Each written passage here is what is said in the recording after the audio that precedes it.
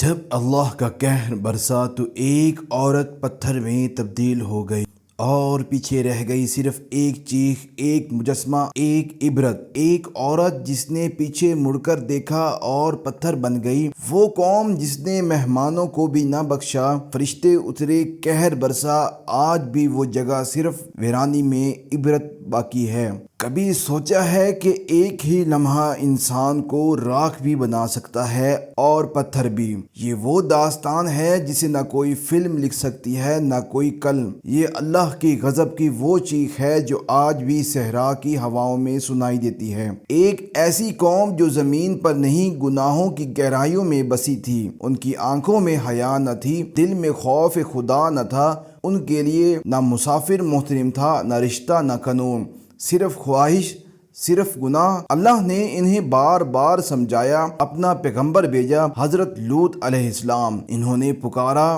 رلایا، روکا، لیکن وہ کہتے رہے، اگر تیرے خدا تو عذاب بھیج، ہم تیار ہیں۔ اگر تیرا خدا ہے تو عذاب بھیج، ہم تیار ہیں۔ پھر وہ وقت آیا جب آسمان سے 3 فرشتے نازل ہوئے، جبرائیل، میکائیل اور اسرافیل، خوبصورت چہروں کے ساتھ مہمان بن کر حضرت لوط کے در پر پہنچے۔ حضرت لوط علیہ السلام کے دل میں زلزلہ مچ گیا، میری قوم انہیں پھاڑ ڈالے گی، مگر پھر وہ بھی مہمان نوازی کے اصول نبھاتے ہوئے انہیں اپنے گھر لے آئے۔ لیکن اس گھر میں ایک ایمان فروش عورت بھی تھی، وائلا، جو صرف نام کی بیوی تھی، دل سے قوم کی وفادار۔ اس نے دوڑ لگا دی، قوم والوں، لوط کے گھر نوجوان مہمان آئے ہیں۔ پھر جو ہوا وہ قیامت سے پہلے ایک قیامت تھی۔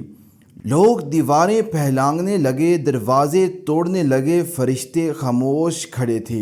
پھر جبرائیل نے کہا، لوط، فکر نہ کرو، ہم اللہ کے بھیجے ہوئے ہیں، یہیں رات ان کا آخری وقت ہے۔ پھر حکم ہوا، اپنے گھر والوں کو لے جاؤ، لیکن کوئی پیچھے مڑ کر نہ دیکھے۔ ایک قدم اٹھے، لوط آگے تھے، بیٹیاں ساتھ تھیں، لیکن وائلا کا دل پیچھے رہ گیا۔ گھر، دولت، گنہگار قوم، اور اس نے پیچھے مڑ کر دیکھا۔ اچانک آسمان سے ایک بسی پتھروں کا مینا گرا اور وائلا پتھر بن گئی۔ اسی لمحے اس جگہ عبرت کا مورت بن گئی۔ آج بھی اردن اور اسرائیل کے درمیان ایک جنگ ہے جہاں زندگی مردہ ہو چکی ہے۔